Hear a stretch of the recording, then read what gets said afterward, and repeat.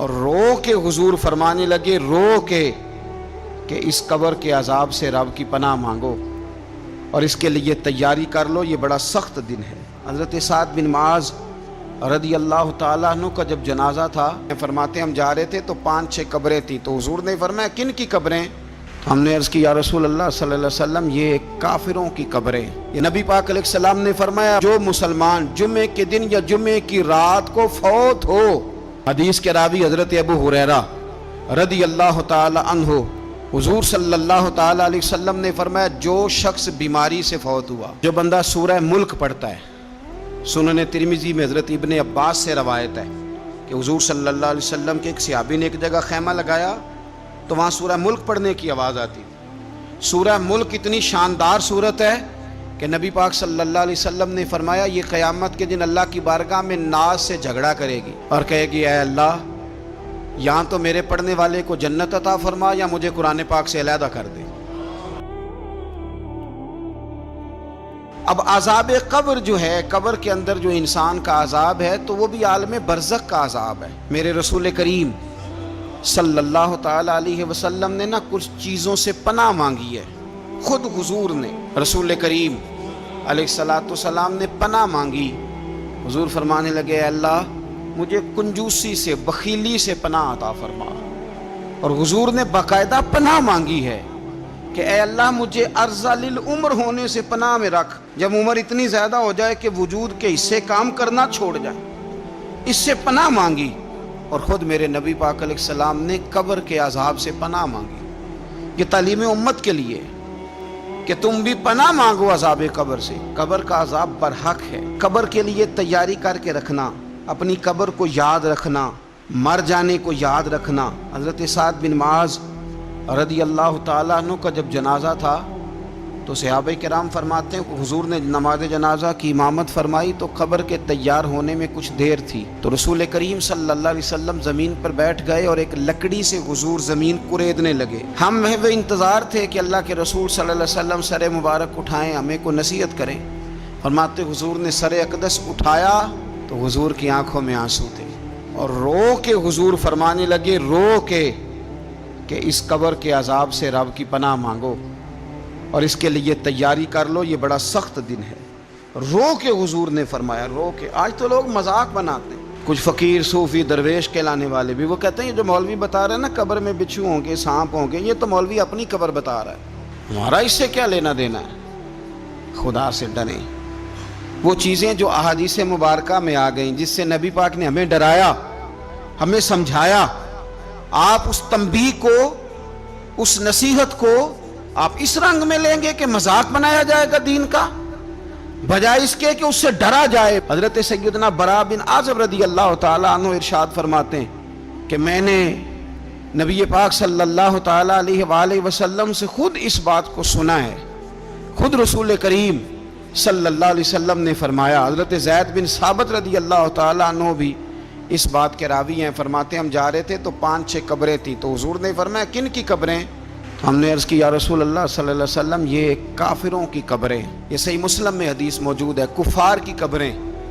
تو اللہ کے رسول صلی اللہ علیہ وسلم فرمانے لگے، ذرا حدیث کے لفظوں پہ غور کرنا، حضور فرمانے لگے اگر مجھے ڈر نہ ہوتا کہ تم اپنے مردوں کو دفن کرنا چھوڑ دو گے، اگر مجھے اس بات کا ڈر نہ ہوتا کہ تم اپنے لوگوں کو، مرنے والوں کو قبروں میں دفن کرنا چھوڑ دو گے، اگر یہ مجھے ڈر نہ ہوتا تو میں سناتا کہ قبر کے اندر کس طرح عذاب ہوتا ہے، تمہیں دنیا میں رہ کے میں سناتا، پر ڈر ہے کہ کہیں تم اپنے مرنے والوں کو قبروں میں دفن کرنا چھوڑ ہی نہ دو، اس لیے میں تمہیں یہ بات نہیں بتاتا۔ اور میرے رسول کریم صلی اللہ تعالی علیہ وآلہ وسلم نے پھر ارشاد فرمایا، اپنے غلاموں کی طرف نظر فرمائی، یہ بات کہہ کے کہ اگر مجھے ڈر نہ ہوتا کہ تم دفن کرنا چھوڑ دو گے تو تمہیں میں سنا دیتا کہ قبر میں کیا عذاب ہوتا ہے۔ پھر حضور نے صحابہ سے فرمایا چلو بھائی دوزخ کے عذاب سے اللہ کی پناہ مانگو، تو سب کہنے لگے ہم دوزخ کے عذاب سے اللہ کی، صحابہ نے کہا ہم دوزخ کے عذاب سے اللہ کی پناہ مانگتے ہیں۔ پھر نبی پاک صلی اللہ تعالی علیہ وسلم نے ارشاد فرمایا تم سب کہو کہ ہم قبر کے عذاب سے اللہ کی پناہ مانگتے ہیں۔ تو صحابہ نے کہا ہم قبر کے عذاب سے اللہ کی پناہ مانگتے ہیں۔ پھر میرے رسول پاک علیہ الصلوۃ والسلام نے فرمایا تم کہو، سارے یہ کہو کہ ہم ظاہری اور باطنی فتنوں سے اللہ کی پناہ مانگتے ہیں۔ تو صحابہ نے کہا کہ ہم ظاہری اور باطنی فتنوں سے اللہ کی پناہ مانگتے ہیں۔ پھر میرے محبوب علیہ السلام نے فرمایا تم کہو کہ ہم دجال کے فتنے سے اللہ کی پناہ مانگتے ہیں۔ تو صحابہ کرام نے کہا کہ اے اللہ ہم دجال کے فتنے سے تیری پناہ میں آتے ہیں۔ نبی پاک علیہ السلام نے یہ الفاظ کہہ کے یہ بات بتلا کے ہمیں سمجھا دیا، ہمیں قائل فرمایا محبوب نے۔ یاد رکھنا، اس بات کو اچھی طرح سمجھ لینا کہ اگر مجھے ڈر نہ ہوتا کہ تم اپنے مردوں کو دفن کرنا چھوڑ دو گے تو تمہیں بتلا دیتا کہ قبر میں کتنا سخت عذاب ہوتا ہے۔ میرے عزیز، کچھ لوگ ایسے ہیں جن سے عذاب قبر ہوگا ہی نہیں۔ میرے رسول کریم صلی اللہ تعالی علیہ وسلم نے ارشاد فرمایا کہ جو اللہ کے رستے میں شہید ہو گیا، یہ سنن نسائی میں موجود ہے، اسے عذاب قبر نہیں ہوگا، بلکہ ایک حدیث میں تو فرمایا حساب کتاب ہی نہیں ہوگا، اللہ بغیر سوال جواب کے جنت عطا فرما دے۔ کچھ لوگوں کو لوگوں کی بخشش پہ بھی مسئلہ ہی بنتا ہے کہ کوئی بخشا نہ جائے۔ اور ایک صاحب کہہ رہے تھے جی یہ کیا معاملہ ہے کہ جمعے کو بندہ مر گیا یا فلانا ہو گیا تو اس سے حساب کتاب نہیں ہوگا، اتنے بڑے جرم لوگوں نے کی، اتنے پاپ، اور جمعے کو مر گیا تو بخشا جائے گا۔ تو میں نے کہا جرموں کا بھی اسے حساب اللہ لے لے گا، لیکن میاں حساب کتاب کی ڈیوٹی نہ اللہ کی ہے تو بہتر یہ ہے کہ اسی کے ہاتھ میں رہے، تو نہ اپنے ہاتھ میں لینے کی کوشش کر۔ سنن ترمذی کی حدیث۔ ہمیں پتہ نہیں کیا مصیبت ہے، ہمیں پتہ نہیں کیا مسئلہ ہے۔ ایک جنازے سے میں نکلا، آپ یقین کریں کبھی کبھی کلیجہ پھٹ جاتا ہے۔ میں ایک جنازے سے نکلا تو میرے ساتھ ایک بندہ جنازہ پڑھ کے نکلا تو کہنے لگا جی پیر صاحب دیکھیں آج کتنی دنیا آئی ہے، حالانکہ یہ بندہ اس طرح کا تھا، اس طرح کا تھا، اس طرح کا تھا۔ میں نے اسے کہا یار تجھے تو فکر ہی لگ گئی ہے کہیں جنت میں چلا ہی نہ جائے، تو اس طرح کرنا جنت کے دروازے کے سامنے کھڑے ہو جانا ڈنڈا لے کے کہ میں نے نہیں جانے دینا۔ شرم آنی چاہیے ہمیں۔ اللہ فرماتے ہیں جنت اتنی چوڑی ہے جتنے زمین و آسمان، اس کی چوڑائی زمین اور آسمان کے برابر ہے، تو ہم تو اپنے علاوہ کسی کو جانے نہیں دینا چاہتے جنت میں۔ اور بس کریں، جنت خدا کا فضل ہے، اور اللہ فرماتے ہیں میرا فضل میں جسے چاہتا ہوں عطا کرتا ہوں۔ یہ سنن ترمذی کی حدیث، اور اس کے راوی حضرت عبداللہ ابن عمر رضی اللہ تعالیٰ عنہ، نبی پاک علیہ السلام نے فرمایا جو مسلمان جمعے کے دن یا جمعے کی رات کو فوت ہو اس کو اللہ تعالیٰ قبر کی آزمائش سے محفوظ رکھتا ہے۔ جو جمعے کی رات فوت ہو جائے یا جمعے والے، یعنی جمعے رات اور جمعے کی درمیانی رات چلا جائے یا جمعے والے، تو اللہ اسے عذاب قبر سے، تو میرے عزیز جو بندہ شہید ہو اس سے عذاب قبر نہیں ہوتا، جو آدمی جمعے کے دن یا جمعے کی رات چلا جائے اسے بھی عذاب قبر نہیں ہوتا۔ اور میرے رسول کریم صلی اللہ تعالیٰ علیہ وسلم نے فرمایا جو بندہ ایک دن اور ایک رات، یہ حدیث صحیح مسلم میں، سنن ترمذی میں، مصنف عبدالرزاق میں موجود ہے، ایک دن اور ایک رات اللہ کی رضا کے لیے اسلامی سرحد پہ پہرا دے۔ میں اور آپ سوئے ہوئے ہیں، لیکن وہ لوگ جو فوجی بارڈروں پہ کھڑے ہیں، دیکھو مدینے والے محبوب کس کس پہ کرم فرماتے ہیں۔ ساری عمر نہیں، 24-25 سال کی سروس نہیں، فرمایا ایک دن اور ایک رات اللہ کی رضا کے لیے جو اسلامی سرحد پر پہرا دے، مسلمانوں کو کافروں سے بچائے، رب اسے عذاب قبر نہیں دے گا، اسے اللہ تعالیٰ اپنے فضل سے معاف فرما دے گا۔ ایک رات اور ایک، آپ کیا سمجھتے ہیں کہ ان فوجیوں کی کوئی چھوٹی شان ہے، ان کا کوئی چھوٹا مرتبہ ہے؟ ایک دن اور ایک رات اگر یہ پہرا دیں تو اللہ انہیں اتنا انعام عطا کرتا ہے۔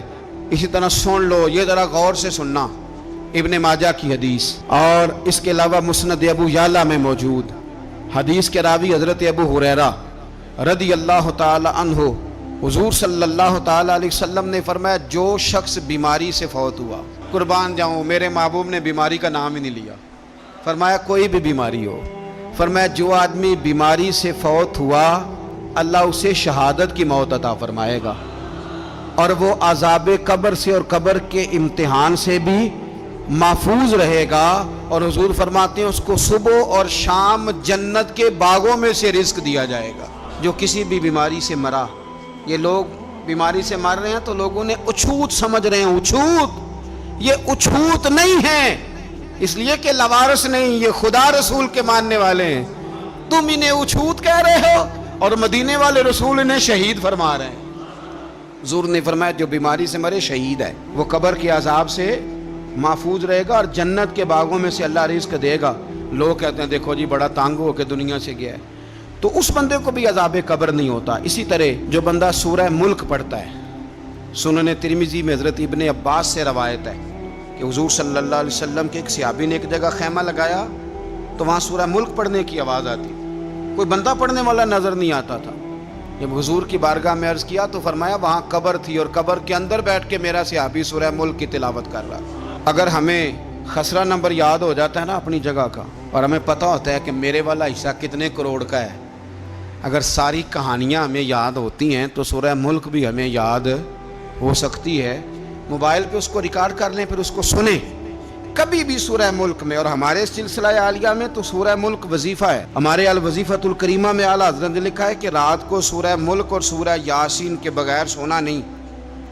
سورہ ملک اتنی شاندار صورت ہے کہ نبی پاک صلی اللہ علیہ وسلم نے فرمایا یہ قیامت کے دن اللہ کی بارگاہ میں ناز سے جھگڑا کرے گی اور کہے گی اے اللہ یا تو میرے پڑھنے والے کو جنت عطا فرما یا مجھے قرآن پاک سے علیحدہ کر دے۔ میرے رسول کریم علیہ السلام نے مومن کی قبر کا حال بھی بتایا۔ سنن ترمذی میں صحیح ابن حبان میں حضرت ابو ہریرہ رضی اللہ تعالیٰ عنہ بیان کرتے ہیں کہ حضور صلی اللہ علیہ وسلم نے فرمایا جب میت کو قبر میں رکھا جاتا ہے تو اس کے پاس سیاہ رنگ والے اور نیلی آنکھوں والے دو فرشتے آتے ہیں اور اس کو اٹھا کے بٹھاتے ہیں۔ باقی حدیثوں میں 3 ہی سوال ہیں، لیکن اس حدیث میں حضور نے فرمایا انہوں نے بس میرے بارے میں ہی پوچھنا ہے، اٹھا کے بس میرے بارے میں صرف یہ پوچھنا ہے بتا مدینے والے محبوب کے بارے میں دنیا میں کیا کہا کرتا تھا۔ تو اعلیٰ حضرت بریلوی تو کہتے ہیں میں نے تو کہہ دینا ہے سرور کہوں کہ مالک و مولا کہوں تجھے، باغ خلیل کا گل زیبا کہوں تجھے، تیرے تو وصف عید تناہی سے ہیں بری، حیران ہوں میرے شاہ میں کیا کیا کہوں تجھے، لیکن رضا نے ختم سخن اس پہ کر دیا، خالق کا بندہ خلق کا آقا کہوں تجھے۔ اور پیر میر علی شاہ صاحب کہتے ہیں میں نے وہاں یہ کہنا ہے کہ مکھ چند بدر شاہ شانی ہے تے متھ چمک دی لاٹ نورانی ہے، کالی زلف تے اکھ مستانی ہے، مخمور اکھی ہیں مد بھریاں، سبحان اللہ ما اجمل کا ما اکمل کا ما احسن کا، تے کتھے مہر علی کتھے تیری ثنا، مشتاق اکھیں کتھے جاڑی۔ تو نبی پاک علیہ السلام فرماتے ہیں میرے بارے میں پوچھیں گے، میرے بارے میں۔ ویسے بھی ایک سوال لازمی ہوتا ہے نا، یہ والا سوال لازمی ہے، من ربو کا پوچھ کے نا تو جنت جہنم کا فیصلہ نہیں، ماں دینوں کا پوچھ کے جنت جہنم کا فیصلہ۔ ہاں بات اگر ختم ہونی ہے تو مدینے والے کے سوال پہ ختم ہونی، اس لیے کھل کے نعتیں پڑھا کرو، راج کے درود پڑھا کرو، یہ بات یاد رکھیں۔ یہ فیصلہ حضور کی ذات پہ ختم ہونا ہے۔ وہ شکایتیں کرتے ہیں نا لوگ آ کے، تو ایک بچی کو ہمارے ہاں داخل کرانے کے لیے ایک صاحب لے کے آئے تو کہنے لگے بڑا عرصہ اسے فلانے مدرسے میں داخل کرایا، سوائے نعتوں کے کچھ بھی نہیں سیکھا اس نے۔ تو میں انہوں آکھیا چاچا جی جڑی اصل کام سی وہ تو سیکھ گئی نا تہاڈی بچی، قرآن و سنت بھی حضور کی نعت ہی ہے، لیکن آپ کو پتہ ہے کہ بات ختم مدینے والے کی نعت پہ ہی ہوتی ہے، حضور کا پیار اصل ہے۔ تو حضور فرماتے ہیں میرے بارے میں پوچھا جائے گا، وہ کہے گا کہ ان کے بارے میں کیا پوچھتے ہو، اشہد ان لا الہ الا اللہ واشہد ان محمدن عبدہ ورسولہ۔ تو فرماتے ہیں پھر اسے نا ایک طرف کھڑکی کھولی جائے گی تو جہنم کا دروازہ دکھایا جائے گا اور اسے کہا جائے گا اگر تو سوالوں کے صحیح جواب نہ دیتا تو دوزخ میں جاتا، لیکن اب تو نے صحیح جواب دیے ہیں۔ تو حضور فرماتے ہیں اس کی قبر 70 گز چوڑی اور 70 گز لمبی کر دی جائے گی۔ مسجد میں اے سی والے حال میں جگہ مل جائے تو بندہ بڑا سکھی رہتا ہے، اور صبح جائے بینک اور پہلی لائن میں موقع مل جائے تو بندہ بڑا سکھی رہتا ہے کہ میرا جاتے ہی کام ہو گیا۔ او خدا کے بندے، قبر بندے کی قبر، مکان اچھی سوسائٹی میں اچھا خستہ اور سستا مل جائے تو بندہ کہتا ہے کہ سودا بڑا بارے دا لب گیا ہے۔